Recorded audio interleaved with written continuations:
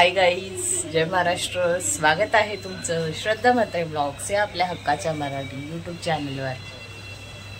तर तुम्हाला मी अशी जाडी जाडी दिसते आणि डब्बू डब्बू दिसते, तर त्याच्याकडे इग्नोर करा. कारण मला माहिती आहे हॉस्पिटलमधनं आल्यावर ऑलरेडी बॉडीला पूर्ण स्वेलिंग होती आणि अजूनही आहे. तर येस, हॉस्पिटलमधनं घरी आल्यावर ब्लॉग जो टाकलेला होता त्याच्यानंतर मी पूर्ण 6-7 दिवस, मला आता आज 8 दिवस झाले, पूर्ण असा ब्रेक घेऊन म्हणजे आराम करून मी आता आज ब्लॉग करते. कारण गणपतीचे दिवस एकदम जवळ आले. गणपतीच्या मूर्त्या न्यायला लोक सगळेजण लवकरात लवकर आता येतीलच आणि मी विचार करते, तर त्यामुळे मी विचार करते का बरं चला आज ब्लॉग करते आणि मूर्त्या काय काय रेडी झाल्या त्या ब्लॉगमध्ये तुम्हाला मी दाखवते. कारण आराम करून मला तर खूपच कंटाळा आला आहे. पण मी डॉक्टरकडे गेलेली. मला 5 दिवसांनी हॉस्पिटलमधनं डिस्चार्ज दिल्यावर मला डॉक्टरने सांगितलेलं का 5 दिवसांनी ये. तर मी गेलेली होती. मला गोळ्या चेंज करून दिल्यात आणि माझी ट्रीटमेंट आहे ना चिकनगुनियाची चालू आहे. कारण भले डॉक्टर बोलले का चिकनगुनियाचे रिपोर्ट तुझे निगेटिव्ह आले, पण तुला आम्ही ट्रीटमेंट चिकनगुनियाचीच देणार. कारण माझे सगळे हे जे आहे ना, हात अजून माझं दुखते, ह्याची स्वेलिंग गेली आहे, पण पायाला सूज पण नाही आहे. पण मला ना जॉईंट पेन फार हे दुखतं आहे असं खूप सगळं.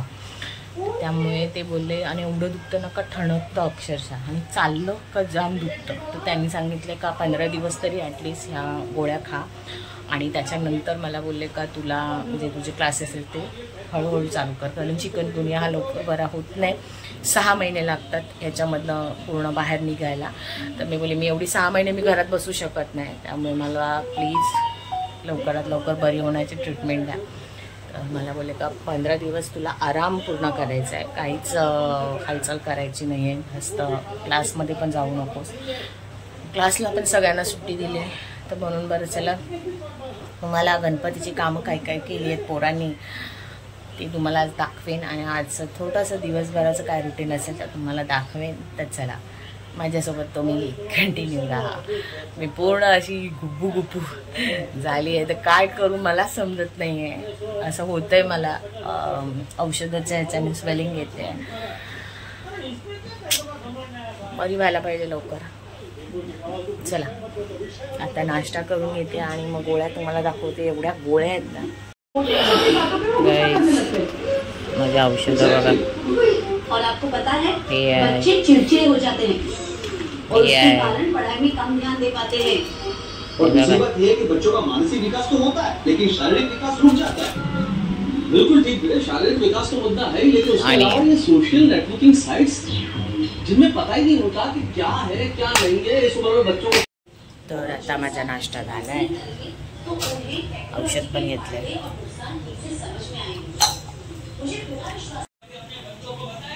केस बांधलेत आणि नाश्ता डोसा मागवलेला, डोसा बनवला नाही, डोसा खाल्ला आणि गोळ्या घ्यायच्या होत्या. गोळ्या बघितल्यात, एवढ्या साऱ्या गोळ्या देऊन दिल्यात आणि गोळ्या खायलाच लागणार कारण मला लवकर बरं व्हायचं आहे म्हणून. तर आता मी एका साईडला इथे आता मी टेबल घेईन, टेबलावर बसेन आणि कारण जास्त वेळ उभं राहता येत नाही. उभं राहिलं का पाय दुखतात आणि डोपर पण दुखतं. तर आजला ना हे मला ना आता पप्पांनी हे बघा उचलता पण नाही, ते एवढं दुखतंय. पप्पांनी मला ना हे आता कापून दिलेत बटाट्याचे काप करून दिले, सोलून दिलं. मी त्याला मीठ मसाला लावला सॉरी. आणि ते आता मी मसाला लावून आता रवा लावून फ्राय करायला घेईन. बसेन इथे आणि कारण जास्त उभं राहता येत नाही. आता हे नवीन चालू झाले सर्दी, जाऊ दे, कंटाळा आला आहे त्या गोळ्या आणि औषधं खाऊन. म्हणलं काय करणार, मजबुरी आहे. आणि चपाती आणि भाकरी बाहेरूनच आणतात कारण मला होतच नाही, त्यामुळे. आणि आता नवरा पण आला आहे, तर नाश्ता करून घेईल. त्याच्यानंतर मग थोडा वेळ आराम करेन कारण गोळ्या खाल्ल्या आहेत ना म्हणून. आणि नंतर जेव्हा गणपतीच्या इथे जाईन तर तुम्हाला मी दाखवेन का मूर्त्यांची कामं कोणती कोणती झाली आहेत. तर चला, जास्त असा मोबाईल घेतला ना त्यामुळे बोटं दुखत आहेत, त्यामुळे एवढे दिवस ब्लॉग आपला आला नाही. आणि असं खूप वेळ कॅमेरा असं धरला का हात पण दुखतो. मग चला आता हे सगळं करून घेते, टेबल घेते, बसते आणि मग नंतर तुम्हाला दाखवते. तर वाजलेत 3:30. गाई झोपलेली होती मस्तपैकी, जेवलेली. आणि जेवून झाल्यावर मला अजून कोणतरी बघायला येतच असतं. तर जेवल्यानंतर काही पाहुणे आलेले होते मला भेटायला, मला बघायला. आणि त्यानंतर मग थोडा वेळ झोपलेली औषध घेऊन. आणि मी तुम्हाला दाखवलं नाही की मगाशी फक्त दाखवलेलं काय बनवत होते ते. तर बटाट्याची रवा लावून जरा कापं बनवलेली होती, मसाला मीठ मसाला लावून. आणि पप्पांनी जाऊन चपात्या आणलेल्या होत्या. तर धैर्यला आता उठवलेलं 3 वाजता. धैर्य आता गेला आहे ट्युशनला. तर मी आता जरा उठली आहे, फ्रेश झाली. तर आता गणपतीच्या इथे जाते आणि तुम्हाला दाखवते काय काय कामं केले ते. तर चला, हे बघा दुपारची बटाट्याची काप आहे ती, मीठ मसाला लावून केलेली.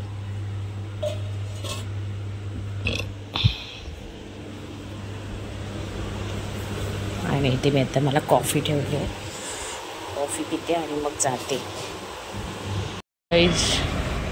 रितेशची मूर्ती करतोय, पण आता एवढीच दाखवते कारण त्याच्याकडे पाय पडायला जाईल तर तुम्हाला दिसेलच. आणि ही आहे लालबागच्या राजाची मूर्ती. ह्याला मस्तपैकी फेटा केलेला आहे, फेट्याचं काम होतं. आणि ह्याला अशी चमकी मारलेली आहे, शिंग अशा आहेत. का चालला? रितेश गेलाय घरी. तर ही आहे लालबागच्या राजाची मूर्ती. त्यानंतर इथे आहेत, ह्या सगळ्या लाल मातीच्याच आहेत. तुम्हाला एका ब्लॉगमध्ये तुम्हाला कळलेलंच असेल, फक्त ह्याला असाच कलर असतो. त्यानंतर ह्या छोट्या, ह्या सगळ्या हे तुम्हाला दिसतात हे टॅग, या सगळ्या बुकिंगच्या मूर्त्या आहेत. हे बघा, या बुकिंगच्या आहेत. त्यानंतर ही आहे बाळ गणपती. तर याला असं फक्त डायमंडला म्हणजे सोंड आणि बांगड्या असं हे काम केलेलं आहे. आणि हे आमच्याकडनं हे असं नॉर्मल काम असतं, म्हणजे कोणाला नको असेल काहीच तर आम्ही आमच्याकडनं हे करून देतो. त्यानंतर पुढे सर्वात माझी फेवरेट आणि बेस्टमधली बेस्ट मूर्ती म्हणजे ही आहे. गाईज, तुम्हाला पण कोणत्या कोणत्या मूर्त्या आवडल्या त्या कमेंटमध्ये सांगा. तिचं कामच किती सुंदर आहे बघा. पगडीचं पूर्ण याला लुक दिलेलं आहे आणि मस्त गोल्डनमध्ये डायमंड मोतीच्या याच्यामध्ये बांगड्या केल्यात. तर अशी ही मूर्ती आहे. सगळ्या आतमध्ये आहेत आणि आता कोण नाही आहे मला मूर्ती फिरून द्यायला. त्यानंतर हा एक फेट्यावाली आहे, मस्तपैकी धोतर पण केलं येल्लो. ही पण बुकिंग आहे. याला शेला तिला केलाय. या अशाच तुम्हाला मी आता दाखवू शकते कारण कोणच नाही आहेत. रितेश पण आता गेला घरी. अर्ध्या मूर्त्या आहेत ना, जे आमच्या ढोकाळीला स्टॉल आहे सो तिथे आहेत. आणि ह्या बुकिंगच्या सगळ्या हातामध्ये बघा टॅग आहेत. त्यानंतर हिला फक्त फेटा आहे. आणि हा कलर जो आहे ग्रीन, काही मूर्त्यांना हा पाटाला ग्रीन कलर आहे, काही मूर्त्यांना पाटांना ना ब्ल्यू कलर आहे. तुम्हाला दाखवते. ग्रीन कलर म्हणजे मातीची मूर्ती आणि हा ब्ल्यू कलर, हा बघा पाटाला ब्ल्यू कलर म्हणजे POPची मूर्ती. असं आम्ही म्हणजे आम्हाला देताना कन्फ्युजन व्हायला नको म्हणून. सो आता ही मातीची आहे आणि हिला फक्त फेट्याचं काम दिलेलं होतं, सांगितलेलं करायला कस्टमरने. सो असं हे फेट्याचं काम केलेलं आहे आणि बाकीचं ओव्हरऑल काहीच नव्हतं. त्यानंतर ही वरती पण आहे मूर्ती, ही POPचीच आहे आणि हिला पण फेटाच आहे सेम.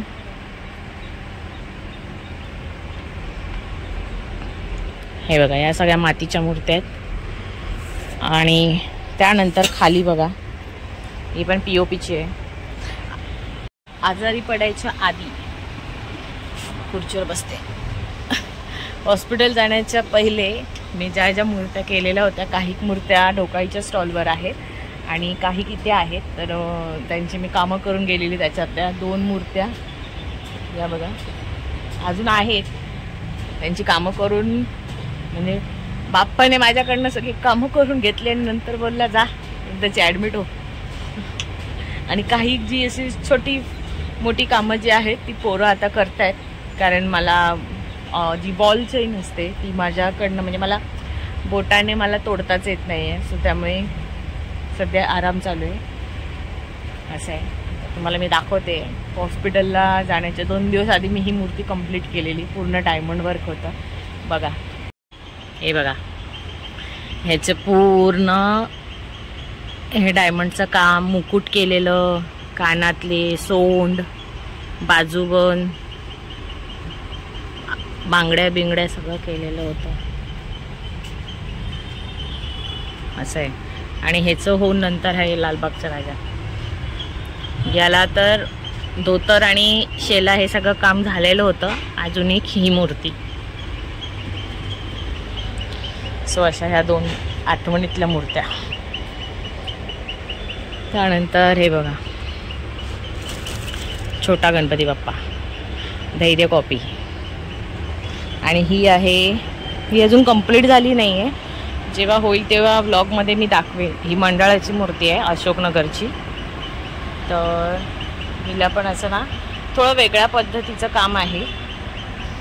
दागिने बघा अजून कंप्लीट झाली नाही. कंप्लीट होईल तर तुम्हाला दाखवेन. त्यानंतर मी इथे पण एक मस्तपैकी फेट्याचं काम केलं आहे. पगडी फेटा घातला, याला पगडी फेटा बोलतात.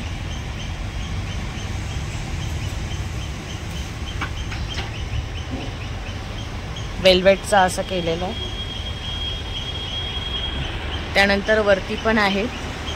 हे नवीन आता ट्रेंडिंग आहे, पगडी टाईप फेटा असतो. याला तर पूर्ण धोतर शेल्यापासून सगळं लूक केलेलं आहे. वरती आहे जाम, त्यामुळे काय आता काढणार नाही. सेम ॲज इट इज पिंकमध्ये आणि हे असं वाईन कलरमध्ये. ही पण बुकिंगचीच मूर्ती आहे. त्यानंतर इथे पण आहे, ह्याला वेल्वेटचं, ही पण मातीची आहे बघा. ग्रीन पाट आहे, मी बोललेली ना तुम्हाला ग्रीन पाट आहेत ते मातीच्या मूर्त्या आहेत. आणि ह्याला फेटा, प्रॉपर फेटा आहे. आणि याला बाकी कुठलं काम नाही, फेटा आहे. आणि ह्याला पण फेटाच आहे वेल्वेटचा. आणि ह्याला धोतर आणि शेला पण केलेला आहे. हे बघा,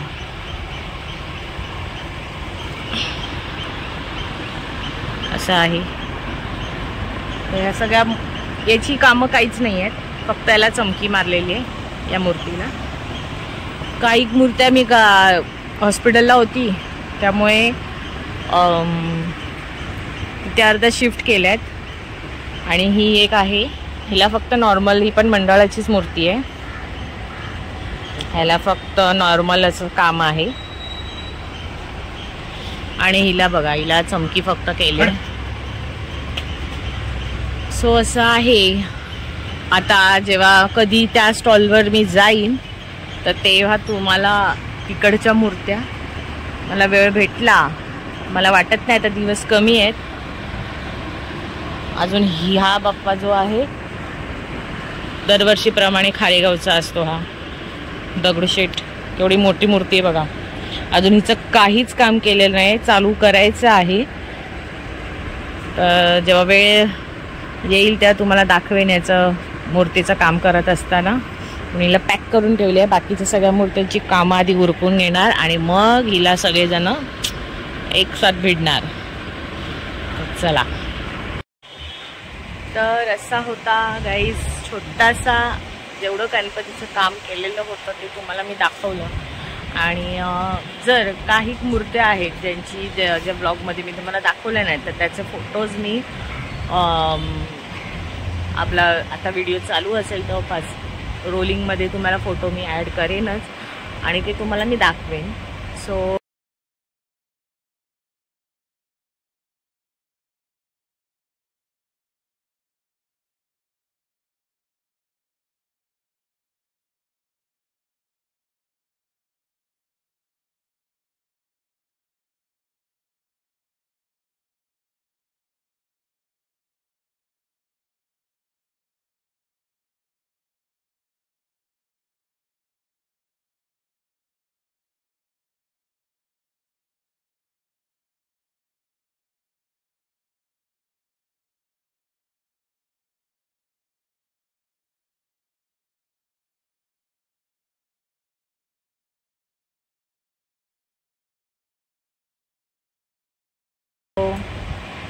असा होता आजचा छोटासा ब्लॉग.